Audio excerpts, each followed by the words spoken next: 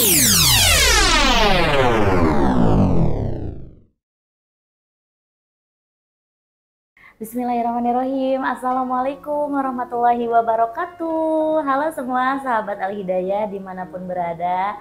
Apa kabarnya nih hari ini? Masya Allah, semoga yang nonton podcast kita hari ini dalam keadaan sehat walafiat. Amin, amin ya rabbal alamin. Oke, ketemu lagi nih sama Nevi di podcast kita, yaitu podcast Teh Angetnya Al-Hidayah, dengan berbagai narasumber yang Masya Allah luar biasa. Dan nanti kita akan dapat berbagai ilmu yang insya Allah bermanfaat untuk Nevi dan juga untuk sahabat Al-Hidayah. Oke. Tapi sebelum kita mulai nih ke podcastnya, sebelum kita memperkenalkan narasumbernya, jangan lupa Nevi ingatkan bahwa kita nih punya beberapa media sosial nih selain YouTube kita, yaitu YMAH_TV. Ada Instagram, ada TikTok, ada Facebook juga. Jangan lupa untuk di follow dan juga di subscribe semua media sosial kita, dari IG di @las_alhidayah, di TikTok kita di @las.alhidayah, dan Facebook fanpage kita di Masjid Al-Hidayah Modern Kota Tangerang. Dan jangan lupa YouTube kita juga nih di subscribe, di like, dan juga di share semua video-video yang ada di YouTube-nya YMAH_TV. Oke. Hari ini Nevi punya narasumber yang berbeda juga nih hari ini. Biasanya narasumber kita itu ada ustadz, ustazah, kita belajar fikih, belajar ilmu. Tapi hari ini juga kita mau tetap belajar nih. Kita belajar bareng-bareng sama Ibu Yanti. Assalamualaikum Ibu. Waalaikumsalam Mbak Nevi. Gimana Ibu? Semua.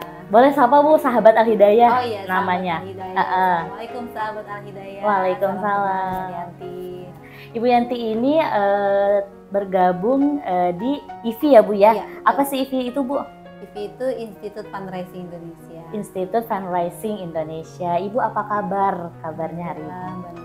Alhamdulillah. Ibu, sebelum kita ngobrol nih ke tema kita, ceritain dong Bu kegiatan Ibu nih sehari-hari ngapain aja gitu. Sehari-hari kemarin apa belakangan ini apa? Sehari-hari setiap hari lah.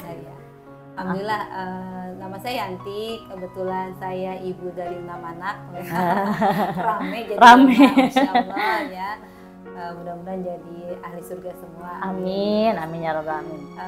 Sehari-hari saya sebagai General Manager di Institut Fundraising Indonesia, aktivitasnya mengajar, mengedukasi tentang fundraising. Biasanya yang belajar itu adalah aktivis-aktivis kemanusiaan, aktivis filantropi, dan aktivis komunitas gitu ya, yang ingin turut serta dalam isu-isu sosial, kemanusiaan, baik itu bencana ataupun non bencana gitu.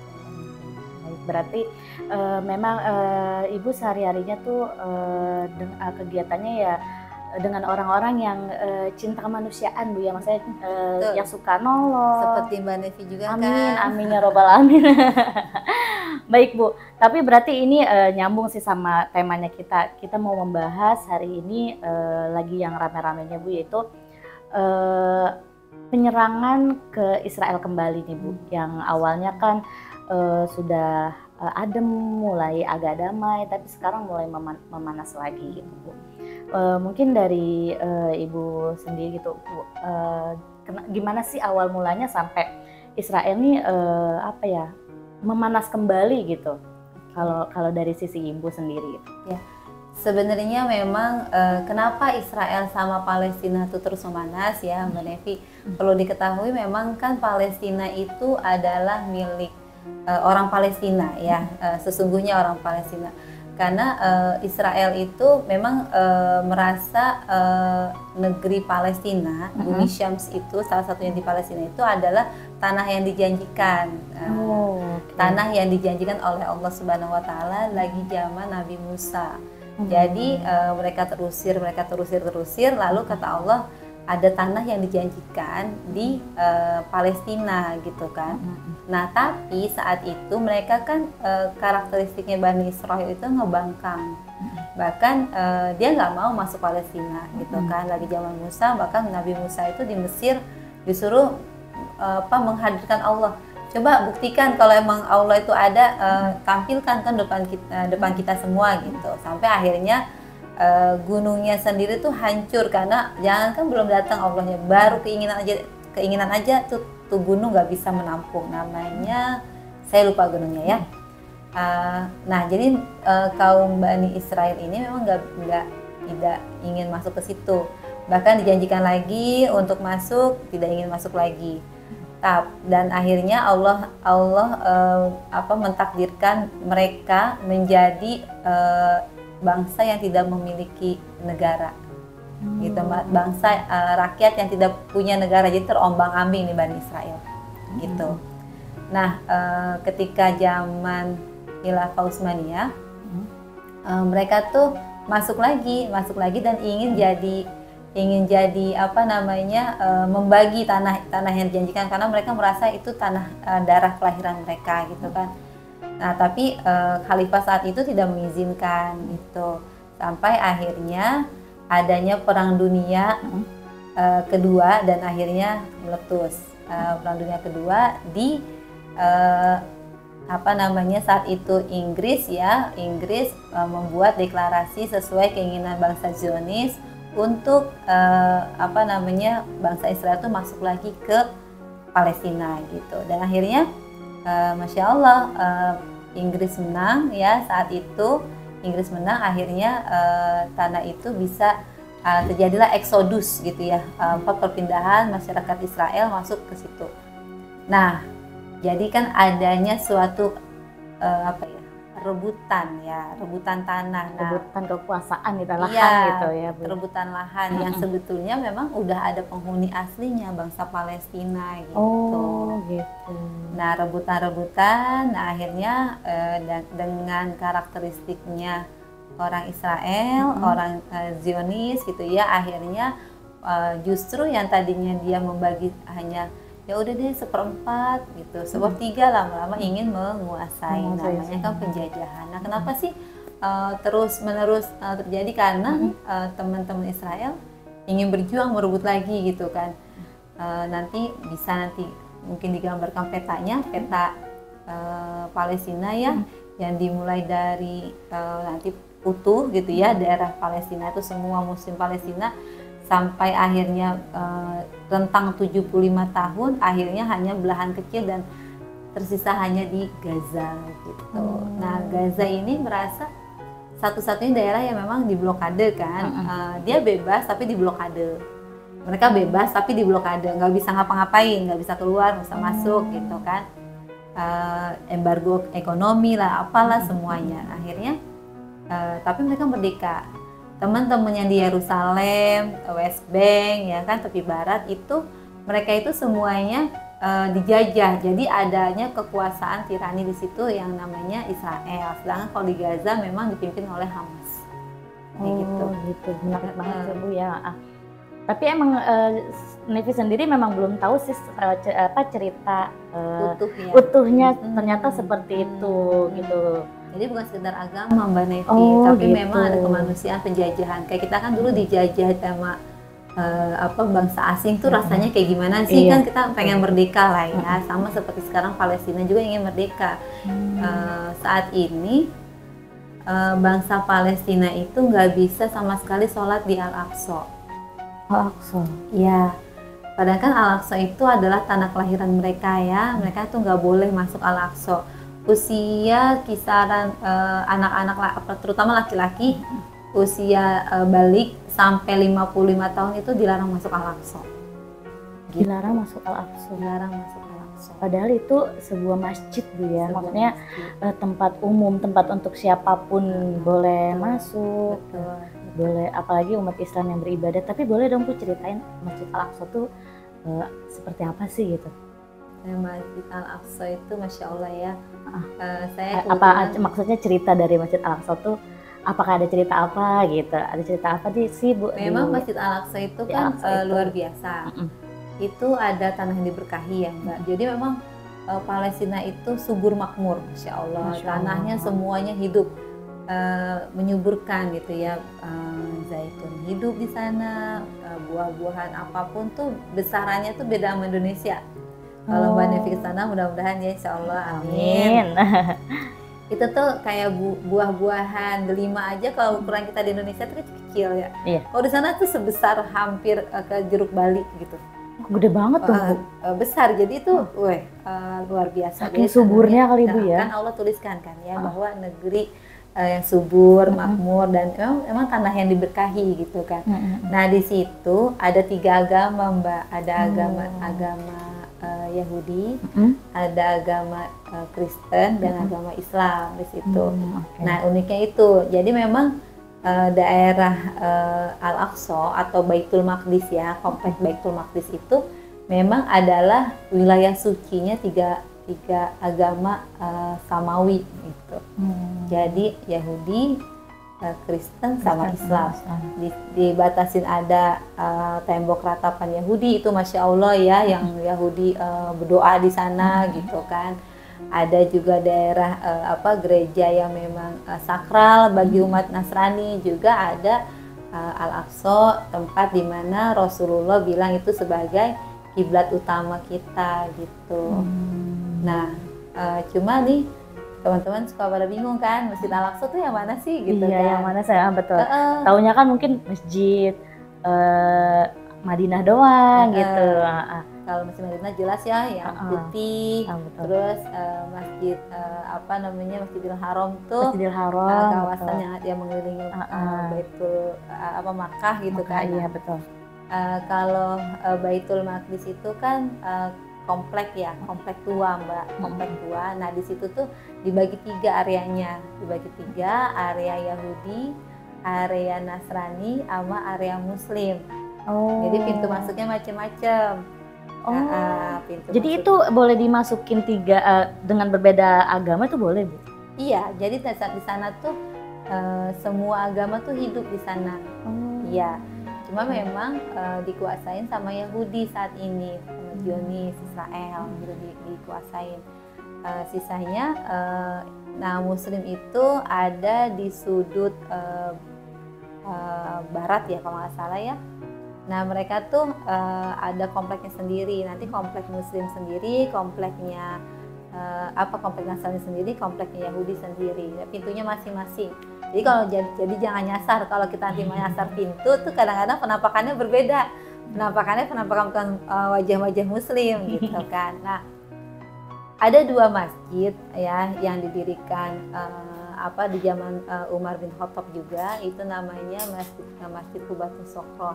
Yang kalau kita lihat tuh masjid yang kubahnya emas, Palestina gitu kan, kubahnya emas. Nah, biasanya kita bangga ya foto di sana gitu kan. Itu menandakan tuh Palestina banget gitu ya, Kubah Al-Aqsa banget. Tapi itu bukan Al-Aqsa. Semua orang bilang gitu. Sebenarnya Al-Aqsa itu adalah 1,4 hektar itu, yaitu namanya Al-Aqsa. Jadi kalau zaman Rasulullah itu kan masjid itu nggak harus ada bangunan, masjid itu nggak harus ada kubah, masjid itu nggak harus ada menara, tapi di mana ada satu area yang dijadikan sebuah tempat untuk beribadah, untuk sholat, ada tempat wudhunya, ada kiblatnya, itu namanya masjid. Nggak harus semuanya tuh kayak kita sekarang lah orang Indonesia ya, masjid tuh ada kubahnya gitu, bermegah-megah enggak. Nah ada di dalam Masjid Al-Aqsa, komplek Masjid Al-Aqsa itu ada 2 masjid namanya Masjid Qibli sama Qubatus Sokro. Qubatus Sokro yang warnanya emas itu adalah masjid yang dibangun sama Umar untuk melindungi batu yang mau ikut saat saat Rasulullah Isra dan Miraj. Seperti itu Mbak, Insya Allah. Masya Allah, mudah-mudahan bisa ke sana ya Bu. Maksudnya itu tempat benar-benar suci, Rasulullah diangkat oleh Allah gitu untuk bertemu dengan Allah di tempat itu gitu Bu ya. Naik kendaraan buruk, maksudnya bukan hanya cerita aja, memang ada di Quran dan tempatnya pun ada gitu. Iya, betul. Dan itu batu itu mengambang sampai sekarang Mbak. Oh iya Bu? Iya, batu itu Masya Allah. ngambang. Kalau ngambak batunya besar banget, itu kalau kita berdiri tuh di atas kepala kita gitu ngambang. Oh gitu. Jadi kita bisa sholat di bawah batu itu. Jadi batu itu pernah nyangkut di kaki Rasulullah gitu. Ah, Masya Allah. Nah gitu kan. Kenapa pernah nyangkut di kaki Rasulullah, Bu? Maksudnya saat apa kenapa bisa Ya nyangkut? pas saat Rasulullah mau naik ke Sidratul Muntaha, dia mau ikut gitu. Oh, Nah, batu itu. jadi dia tengah-tengah, ke bumi enggak, ke sana enggak, jadi dia nggak masih ngambang batu itu. Oh, Masya Allah, aku baru tahu, Bu. Aku Ya. tahu waktu Rasulullah Isra Mi'raj itu di tempat itu, cuman aku nggak tahu kalau ada cerita yang batu itu gitu. Iya ada, masih ada sampai sekarang. Masih ada Bahkan sampai sahabat Nabi juga masih hidup Mbak di Jordan. Oh, Itu apa namanya, satu pohon heeh. yang dulu tempat Oh, bernaung Rasulullah Rasulullah. saat apa namanya berjualan ya, saat dulu kan berdagang itu. Nah itu ada pohonnya masih ada dan hidup sampai sekarang. Hidup sampai sekarang, Masya Allah. Pohon kita sebut sahabat Rasulullah itu. Sahabat Gitu. Rasulullah. Nah, baik lagi ke Palestina, apa namanya, makanya bagaimana tuh tiga agama ini saling berdesakan, tapi kan saat ini musuh terbesar itu adalah umat Muslim, ya kan. Jadi Nasrani sama Yahudi itu sekarang berkoalisi untuk mengeluarkan Muslim dan menjatuhkannya gitu. Walaupun saat ini padahal seperti kelihatannya itu kan udah nggak berdaya ya, tapi tetap aja mereka tuh takut. Dalam hati mereka tuh takut, sangat takut sekali pada umat Muslim, karena Muslim itu punya kepercayaan yang kuat dan itu nyata gitu. Bani Israel tuh sebenarnya sangat tahu bahwa agama Rasulullah itu benar, gitu kan. Agama Rasulullah itu benar, apa yang disampaikan itu benar, Allahnya benar dan semuanya benar. Tapi mereka tuh ada ditakdirkan sebagai umat yang ingkar, makanya mereka nggak akan menerima kebenaran dari kita semua gitu. Masya Allah. Jadi ceritanya memang seperti itu ya, Bu ya, cerita aslinya gitu. Jadi mungkin banyak versi gitu ya, Bu ya, banyak versi. Mungkin katanya kenapa Israel menyerang Palestina, menyangka Islam teroris lah atau seperti apa lah. Ternyata memang aslinya adalah berebutan lahan gitu, Bu ya, berebutan lahan. Dan Yahudi ini pengen, udah dikasih setengah malah pengen semua gitu. Tapi Bu, di Palestina itu kenapa cuman di daerah Gaza itu yang diserang terus menerus gitu, padahal Palestina tuh kan luas, Bu ya gitu. Karena kan memang saat ini yang independen itu hanya di Gaza, Mbak. Jadi Gaza itu diblokade, memblokade atau diblokade itu sama gitu. Intinya akhirnya itu tersudut di Gaza umat Muslim yang memang masih giro untuk berjuang gitu. Di situ ada Hamas. Nah mereka tuh berjuang di situ supaya mereka tuh bisa menyusun strategi, karena kalau di negara kalau di Palestinanya ya, di sebaran tanah yang lain itu sudah bercampur antara Yahudi, Nasrani sama umat Muslim. Satu area itu kayak tadi kan kota Baitul Maqdis aja gitu ya, kota tua aja itu dibagi tuh pintu sini umat Islam. Jadi kan mereka nggak akan bisa menyerang, tapi Gaza itu seluruhnya itu adalah umat Muslim yang orang-orang Palestina asli gitu di situ. Nah, bahkan di Gaza itu udah ada, tapi saya lupa suratnya ya, mohon maaf Kang Ustazah. Nggak apa-apa Ibu. Iya. Jadi memang sudah Allah ceritakan di Al-Quran itu bahwa nanti akan ada pejuang-pejuang yang akan membela agama Rasulullah gitu ya. Nah itu dari tanah-tanah yang diberkahi, dari bumi Syams. Nah itu mungkin saudara-saudara kita yang saat ini masih bertahan di Gaza, yaitu Hamas ataupun Hizbullah yang tetap berjuang untuk kemerdekaan Palestina. Gitu. Kalau nggak ada mereka, Mbak, kita umat Islam ini nggak bisa ziarah ke Al-Aqsa. Al-Aqsa akan digantikan dengan bangunan lain yang memang kita nauzubillah min dzalik, jangan sampai ya Masjid Al-Aqsa itu dikuasai bukan selain Muslim. Masya Allah. Ceritanya menarik banget sih. Dan ini benar-benar pertama kali Nevi tahu bahwa ini ceritanya seperti ini gitu. Dan ternyata banyak apa ya, cerita juga dari Masjid Al-Aqsa tersebut gitu. Kalau misalnya kita kan lebih tahu banyaknya Masjidil Haram aja gitu, karena di situ kan ada makam Rasul gitu. Padahal ada juga tempat yang istimewa dan diberkahi, yaitu Palestina, yaitu ada Masjid Al-Aqsa gitu Bu ya. Tapi kembali lagi Bu sama misinya Ibu, yaitu tadi kemanusiaan. Tapi Ibu sendiri pernah nggak sih Bu ngebantu langsung ke Palestina gitu? Oh, Masya Allah. Alhamdulillah saya Allah izinkan untuk masuk Palestina 2 Oh, kali. Masya Allah, Ibu pernah? Iya, 2 kali. Boleh dong Bu ceritain pengalamannya, cerita pengalamannya. Jadi 2018 itu saya masuk ke Palestina, walaupun memang luar biasa banget ya, mencekam. Segitu aja itu kita masuknya ke tepi barat yang relatif terlihat aman ya, relatif terlihat aman karena dijajah ya kan, jadi dikuasai gitu ya. Kalau tapi terlihat aman itu artinya kayak seolah-olah aman, padahal tidak aman. Oh gitu ya. Jadi di jalan-jalan protokol, jalan-jalan utama gitu ya, yang terlihat di mata adalah ya udah orang biasa beraktivitas. Tapi di perkampungan tuh yang muslim-muslim masih ada itu luar biasa Mbak. Bahkan ada rumah Quran tuh yang setiap seminggu 2 kali itu mereka dilempar bom molotov. Astagfirullah. Anak-anak kecil, anak-anak lagi menghafal Quran TK, PAUD gitu ya, dan mereka tuh trauma gitu. Trauma anak kecil 3 tahun, 4 tahun, 5 tahun dilempar bom molotov, nanti bawa pulang, ada yang luka, ada nggak luka 1-2 orang dibawa ke rumah sakit, meninggal, nanti datang lagi tuh belajar lagi 1 bulan kemudian. Ini banyak kan liburnya anak-anak sekolah ini gitu.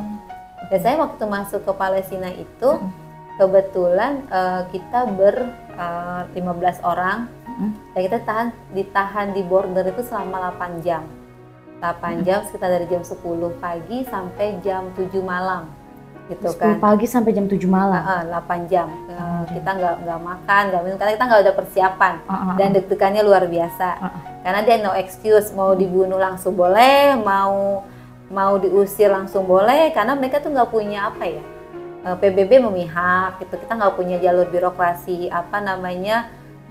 hukum sama sekali sama Israel. Jadi mereka jangankan kita cuma pendatang, turis, jurnalis ataupun dokter aja itu mereka bisa bunuh dengan tidak ada permisi sama sekali gitu.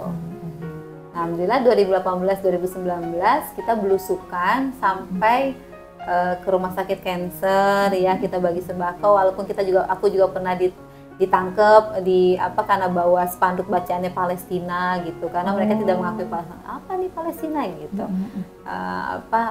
Jadi kalau ke sana kita sebutnya Yerusalem gitu. Nggak boleh Palestina, karena Palestina itu udah nggak ada. Menurut mereka Palestina tuh udah nggak ada, dan sekarang Yerusalem itu namanya kota Yerusalem. Ibu maaf dipotong, itu Ibu ditahan itu dengan orang-orang Israel atau dengan orang-orang Palestina? Jadi aktivitas kita kan memang aktivitasnya itu ngebantu ya, charity kemanusiaan, langsung masuk ke rumah sakit. Terus pas saya lagi ada kegiatan untuk ngebantu janda-janda di sekitar Baitul Maqdis gitu ya, bagi-bagi sembako dan sebagainya, saya bawa bendera Palestina, terus kita ditahan sih nggak lama, cuma 1 jam gitu kan, diinterogasi dan sebagainya, sampai dipoto ke retina karena teknologi mereka tinggi. Kita tuh dipoto dari jarak 1 meter, 2 langkah sampai ke bola mata, ke retina gitu. Jadi tuh mereka tuh pressure, kalau aku takut pasti kan gentar ya, tapi waktu itu sih wallahualam ya Allah kasih kekuatan apa gitu. Saya nggak geming di foto gitu, saya nggak saya santai aja gitu di foto, terus biasa aja gitu ya Bu ya, enough gitu, cukup gitu, yes, sit down, terus duduk lagi, terus kita tunggu lagi gitu kan, sampai akhirnya kita negosiasi, kita mau sholat isya gitu, waktu itu udah azan, terus dia kasih, tapi paspornya ditahan. Wah, paspor ditahan tuh drama lagi gitu kan, dia takut hilang paspornya atau gimana, ganti shift penjagaan, karena kan setiap pintu-pintu di Baitul Maqdis itu dijaga ketat sama orang-orang Israel ya, tentara-tentara. Mereka tuh bawa senjata lengkap. Jadi itu senjata itu berkokang, udah terkokang. Jadi kalau misalnya kita macem-macem langsung jedor, nggak ada urusan gitu. Ya memang luar biasanya kayak gitu, tapi indah banget gitu. Dan tuh estetik banget di Palestina, kota tua ya, jadi keren banget. Masya Allah. Pokoknya cerita apa ya, banyak apa ya, dari Ibu tadi cerita aja udah ngebayangin gitu mencekamnya kayak gimana gitu. Itu belum masuk ke ininya Bu ya, belum masuk ke wilayah Palestinanya ya? Itu di Palestina Mbak. Oh, Jadi di Palestina. Di jantung kota Palestina. Di jantung Iya, kotanya. namanya Yerusalem. Oh, di Yerusalem. Itu udah semua penjaganya orang Israel. Cuma kita memang nggak masuk Gaza. Kalau Oh iya, maksudnya belum masuk Gaza gitu. Iya. Kalau Gaza itu memang posisinya tuh paling ujung. Kalau peta Jawa itu Palestina mungkin di Jakarta, Palestina mohon maaf, Yerusalem. Baitul Maqdis atau Yerusalem itu di Jakarta. Kalau Gazanya itu mungkin di Banyuwangi gitu, paling ujung banget. Oh, berarti memang lebih masih jauh lagi dari tempat yang Ibu masukin itu ya Bu ya. Tapi sudah mencekam banget gitu Bu ya, sampai benar-benar yang jaganya tentaranya bawa senjata yang udah siap, tinggal jedor gitu, sampai Ibu diperiksa sampai benar-benar di depan mata gitu. Aduh, Masya Allah, gimana yang di Gaza gitu Bu ya, mencekamnya, Masya Allah. Kalau di Gaza memang mereka tidak persuasif ya, lebih seringnya tuh lempar rudal, ya kan, lempar rudal karena memang dari jarak jauh begitu, karena jarak jauh. Kalau di tepi barat persuasif, jadi ada muslimah jalan, tentara Israel suka atau tidak suka banget bisa diperkosa atau dibunuh, nggak suka juga dibunuh gitu. Jadi semacam itulah gitu ya. Jadi masyarakat saat ini ada lebih dari 2 juta penduduk Palestina itu sudah berpindah ke negaraan ke Israel karena memang mencekamnya hidup sebagai orang Palestina di bawah penjajahan Israel. Masya Allah. Boleh dong Ibu mungkin apa ya, doa untuk teman-teman atau saudara-saudara kita yang di Palestina, doa dari Ibu sendiri gitu. Ya, sebenarnya dan harapan Ibu gitu, harapan Ibu untuk doa memang adalah senjata umat muslim ya. Semua muslim itu di dunia ini lagi bergejolak mengirimkan doa-doa terbaik kepada penduduk Palestina yang lagi berjuang, dan kita sebagai saudara tentu kita tidak hanya berdoa tapi juga memberikan dukungan, itu baik satu media sosial, punya media sosial gunakan speak up bahwa mereka itu sering juga melihat aktivitas negara-negara lain di dunia gitu, bagaimana sih respon terhadap Palestina gitu. Ketika kita ada dukungan, mereka jadi semangat, itu jadi energi baru buat mereka sendiri. Lalu yang ketiga itu adalah dukungan donasi gitu ya, itu penting banget karena tanpa action nyata tentu semua yang diupayakan mereka tuh kurang mendukung lah ya, jadi sia-sia gitu. Jadi kita doa support mental sama support donasi, itu aja sih Mbak. Mudah-mudahan kita semua bisa pergi ke sana di saat kemenangan Palestina sudah didapatkan oleh teman-teman Palestina. Amin, amin ya rabbal alamin. Baik sahabat Al-Hidayah, kita juga dari Masjid Al-Hidayah Modern ini membuka donasi Bu untuk teman-teman sahabat Al-Hidayah yang ingin memberikan dukungan secara materi, bisa juga melalui nomor rekening BSI atas nama Yayasan Masjid Al-Hidayah Modern dengan nomor rekening 708 255 2884. Oke, segera donasi ya, karena betul, memang Ibu, saat ini sangat dibutuhkan. Per tanggal 17 Oktober kemarin itu sudah bisa masuk bantuan-bantuan dari Mesir maupun Turki. Jadi teman-teman segera, kita Indonesia juga terkenal negara paling dermawan ya.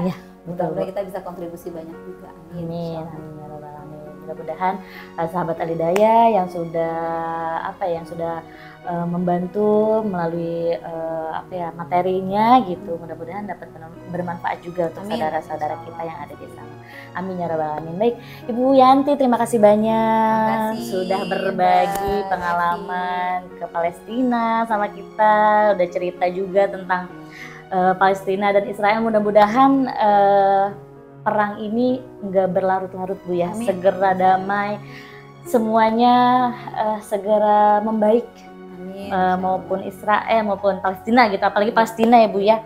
Mudah-mudahan dan para korban juga amal ibadahnya dapat diterima oleh Allah Subhanahu wa taala. Amin. Terima kasih banyak sekali lagi Ibu Yanti. Terima kasih juga sahabat Al-Hidayah yang sudah menyaksikan podcast kita hari ini. Mudah-mudahan apa yang disampaikan Ibu Yanti dapat bermanfaat buat Nevi dan juga sahabat Al-Hidayah. Sekali lagi jangan lupa follow dan subscribe semua media sosial kita di @las.alhidayah dan juga YouTube kita di ymah_tv. Terima kasih sahabat Al-Hidayah, sekali lagi saya Nevi Septianti dan Umi Yanti pamit undur diri. Terima kasih. Wassalamualaikum warahmatullahi wabarakatuh. Waalaikumsalam Dadah. warahmatullahi wabarakatuh. Terima kasih.